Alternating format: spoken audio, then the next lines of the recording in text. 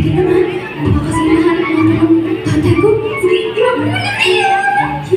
Siya si Ember. Siya ay masayahin bata at mahilig ang mag-drawing. Siya ay espesyal sapagkat sa loob niya naninirahan ang iba't ibang uri ng mga apoy. Kilalanin natin silang mga bata. Hi! Gusto niyo ba akong makilala? Hi! Hi! Ako nga pala, si Claire! At ako ang pinakamlakas na apoy! Dahil ako ang apoy ng love, ng God, at ng peace! Hello, hello! Ako naman, si Flame! Apoy ng kinabulan, kapayapaan, at pagbibigyan sa sarili! Ako nga pala, si Blaze! Bakit? Ako ang pinakamalakas sa apoy dahil ako ang apoy ng pagtitiis at nakabutihan ng puso!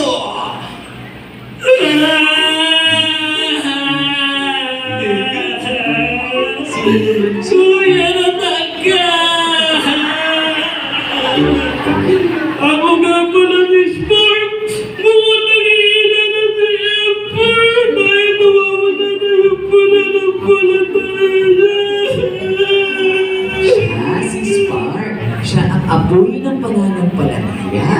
Sapagkat mahina na ang pananampalataya ni Ember, kaya siya nalulungkot. Sapagkat hindi na niya namang apoy sa puso ni Ember. Meron din mga apoy na masasira.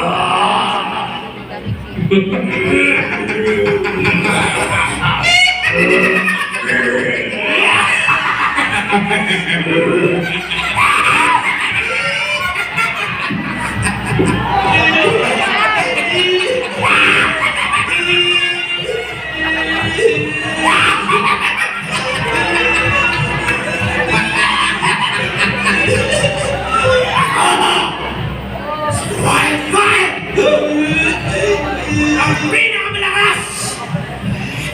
Pinakamasama! Sa puso!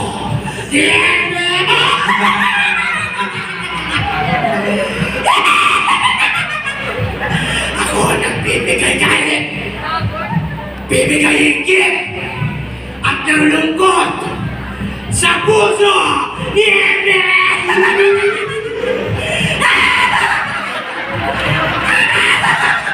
At iyan ang iba't ibang uri ng apoy sa loob ni Ember. Isang araw sa kanilang eskwelahan, Mga bata! Mga bata! Teacher! Ay! Andyan pala kayo! Hello! Sino ready na ngayong araw? Ako ba? Ready? Sino ready na? Ako! Ngunit bago tayo magsimula, mga bata, naalala niyo po ba yung kinwento ni teacher ng nakaraang linggo? Yes, Ember! Tungkol sa pamilya ng apoy! Very good! Pinag-aralan natin ang tungkol sa pamilya ng apoy. Napag-aralan natin na merong malalakas, merong mahina, at may mga napakalakas na apoy. Ngayon naman sa araw na ito, nais si teacher na gumawa kayo ng inyong mga assignment. Ang assignment nyo, kayo ay magdodrawing ng isa ninyong buong pamilya, katulad ng pamilya ng mga apoy. Pwede ba yun? Okay, ipasa na yun. I'll check in ni teacher next week. Pwede ba yun? Okay, paalam! ngunit tila ba nagkaisip si Ember sa kanilang assignment. Alam mo, di ba sabi ko,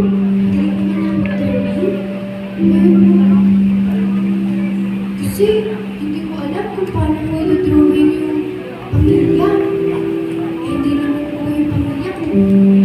At sinasaktan ako ng tatay ko. Kaya, hindi ko alam kung ano ilalagay ko.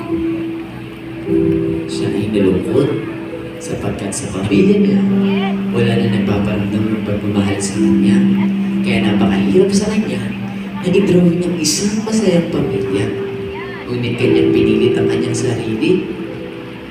Ngunit siya'y nalungkot, nabagabal, at tuluyang natakot na lamang.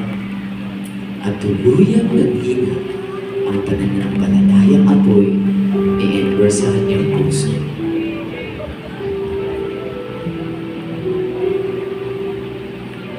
At lahat ng apoy sa kanyang puso ay tuluyan ng naghana.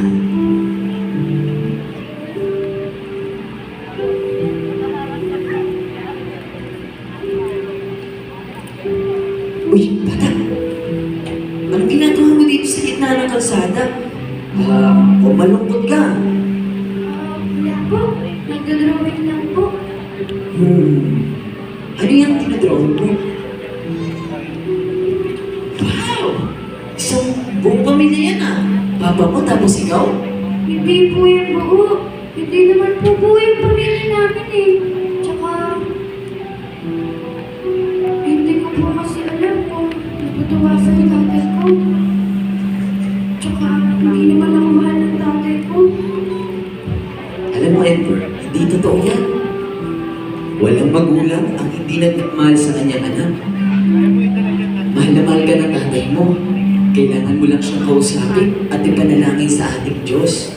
Kung mahal niya po ako, bakit niya ako sinasaktan?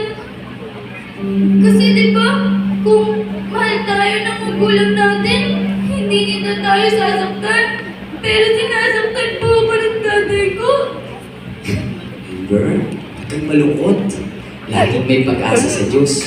Kailangan lang maniwala ka. Alam mo ba sa Biblia, may isang apoy na nagpapabago ng buhay at apoy ng banal na spirito. Kailangan mo itong tanggapin sa iyong puso at maniwala ka na kayang baguhin ito ang iyong ama. Talaga po, kahit po nag-iinom siya, kahit lagi niya akong sinasaktan, kaya siyang baguhin ang apoy na yun? Oo naman, Edward. Gusto mo manalangin tayo? Opo. Sige, lumod ka. At tawagin mo ang pangalan ng Panginoon 3 beses. Ano ba yan? Sige, sigaw mo. Malakas na Jesus! Jesus! Jesus! Jesus! Jesus! Tulungan niyo po ako! Baguhin niyo po ang tatay ko! Alam ko po narinig niyo ang panalangin ko at naniniwala po ako sa inyo!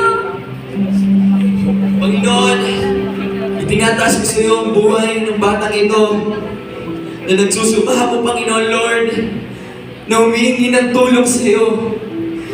Bisa pa, Panginoon Lord, panubaligin mo ang pananampalataya sa kanyang puso. Ganun din sa kanyang ama. Banal na Espiritu, baguhin mo ang kanilang buhay at maniwala sila sa iyo bilang sariling Diyos at tagapagligtas. At Panginoon Lord, Ikaw nawa ang manahan sa kanilang buhay. Banal na Espiritu, naniniwala kami sa kaya mong gawin at kaya mong gawin, Panginoong Jesus. Hallelujah! Itinataas namin sa iyo ito na may mataas sa mapuring pasasalamat. Ito po ang aming dalangin sa pangalan ni Jesus. Amen and amen. Hallelujah. Ano po? Okay ka na? Opo, gagawin ko po yung sinabi niyo. Ipagdadasal ko yung tatay ko. At naniniwala po ako na titingin ng Panginoon yung panalangin ko. Sige, ganito gawin mo. Umuwi ka sa inyo, pumunta ka sa tatay mo, sabihin mo, mahal ka ng Panginoon. Okay ba yan? Sige po. Sige, dito na si Pastor. Bye-bye.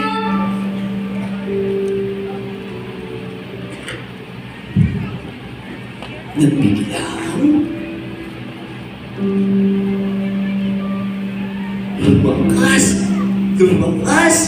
lumakas ang pananampalatayang apoy sa loob. Bumalik na ulit ang pananampalataya ni Ember! Wow! Bumalik na ulit ang pananampalataya ni Ember! Wow! Wow! Rico! Kaya magdali-dali siyang umuwi, patakbo sa kanilang tahanan. At sa kanilang tahanan, Sana nga.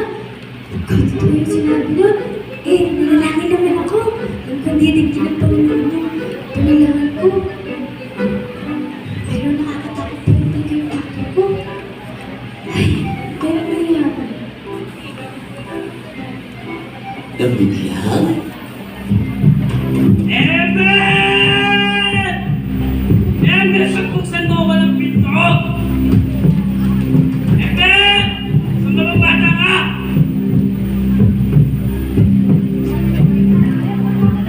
Bakit ka nakatingin sa akin? Ha? Problema ba kaya?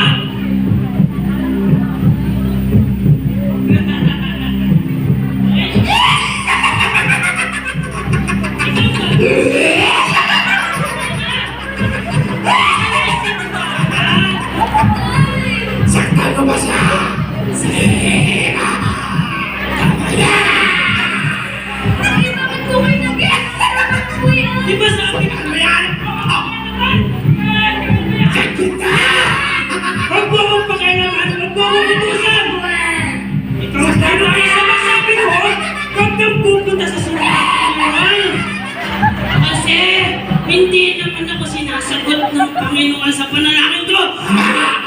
Simula nung isinilang ang nanalangin ako sa Panginoon. Sabi ko, iligtas kayo ng Panginoon. Pero ano nangyari? Namatay yung nanay mo. Dahil sa'yo, malas ng bata ka. Tama ba? Iyayin lang sa mga church kid po. Bakit po ba kayo ganyan sa akin? Christianity sa mga Naiintindihan ko. Nawala ang nanay sa akin. Pero tay! Nawala ang nanay. Nandito pa rin ako. Tayo na lang pong dalawa yung magkasama. Tumayo ka dyan! Dati po, kayo nagkaya sa akin sa simbahan. Huwag ka makinig! Dati kayo nagsasabi na baka tayo ng Panginoon. Hindi naman niya tayo iniwan. Kasama natin siya. At Mahal na pinakita mahal mo ko kayo.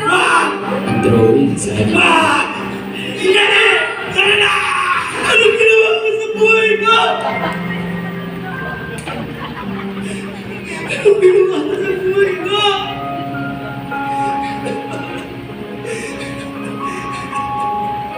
Ay, kahit naman tayo dalawa na lang. Meron tayong kasama. Sabi sa akin ng pastor, merong banal na espiritu na laging nandyan para sa atin. At nandito naman ako para sa iyo, Tay. Mahal na mahal ko kita.